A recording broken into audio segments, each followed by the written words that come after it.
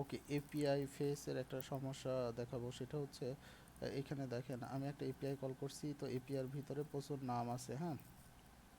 তো আমি ওই নামটাকে আমি প্রিন্ট করতে চাচ্ছি। এই এপিআইটা ম্যাপের মাধ্যমে প্রত্যেকটা এপিআইয়ের প্রত্যেকটা আইটেমের উপর আমি ইটারেট করতেছি। তো নেমগুলোকে চাচ্ছি, সব নেমের মধ্যে শুধু একটা নেমই আসতেছে দেখেন, এবং সেটা লাস্ট নেম, হ্যাঁ, শেষের নেমটাই আসতেছে।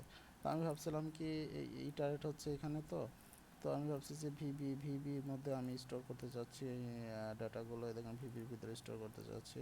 তো সেখানে শুধু লাস্টের নামটা আসতেছে, প্রত্যেকটা নাম আসতেছে না। ভিবি এর ইনার টেক্সটের মধ্যে আমি কি করছি, এই টাইট এপিআই এর ডট নেমগুলো চাচ্ছি আমি, কিন্তু শুধু একটা নেমই আসতেছে। তো এটা সমাধানের জন্য আমি মেলা কিছু অ্যাপ্লাই করছি। এটা সমাধান আসলে এই চ্যাট জিপিটিতে খুঁজছি, ওখানে ওরা বলছে যে আপনার বর্তমান কোডে ভিবি ইনার টেক্সট প্রতিবার নতুন আইটেম আসার সাথে সাথে আপডেট হচ্ছে, তাই শুধুমাত্র শেষের আইটেমের নাম প্রিন্টে হচ্ছে।